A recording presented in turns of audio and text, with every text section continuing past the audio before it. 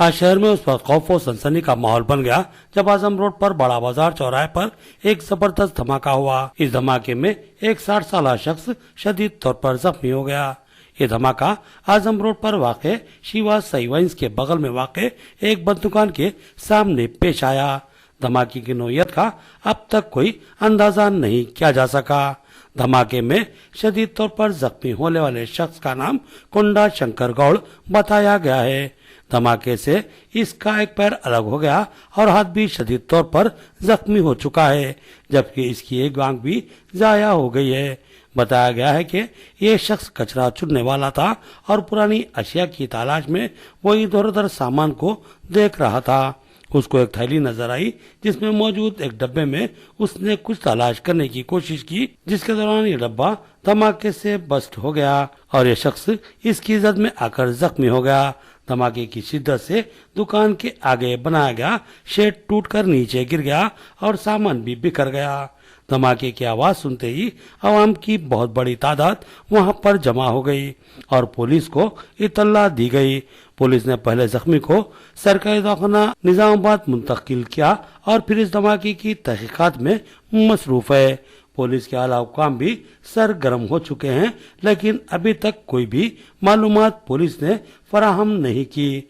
Police का कहना है कि वो पहले धमाका किस शय से हुआ है इसकी माहिरीन के जरिए तस्दीक करवाएंगे और उसके बाद ही तहकीकात का रुख मुतय्यन किया जाएगा और आवाम को भी इसकी तफसीलात फराहम की जाएंगी।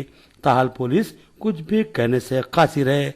इस दौरान अवाम में मुख्तलिफ किस्म की अफवाहों का बाजार गर्म हो गया और बाज़ कायदीन इसको मजहबी मुनाफिरत से जोड़ने की कोशिश में लग गए। बीजेपी के रियासती कायद धनपाल सूर्यनारायण इत्तला मिलते ही जाए हादसा पहुंचे और उन्होंने इस मामले की बारीक बीनी से तहकीकात का मुतालबा किया। उन्होंने शक का इजहार किया कि ये कोई तकरीबी कार्रवाई भी हो सकती है। इस दरमियान अवाम में ये क़यास आरायां देखने में आई कि क्या ये कोई डिटोनेटर का धमाका है या फिर किसी केमिकल के बॉक्स की कारस्तानी है। इसका इल्म तो उस वक्त हो सकेगा जब पुलिस माहिरीन की राय के बाद कोई मुसद्दिका बयान जारी करेगी। उस वक्त तक जो भी बातें सामने आएंगी वो महज अफवाहों पर मुबन्नी होंगी। लिहाजा आवाम किसी भी गुमराहकुन अफवाह पर कतई यकीन न करे, बल्कि पुलिस के वजाहती बयान तक खामोश रहें। इस दरमियान इत्तला मिली है कि जख्मी कुंडा शंकर नाजुक हालत में सरकारी दवाखाना निजामाबाद में जेर इलाज है।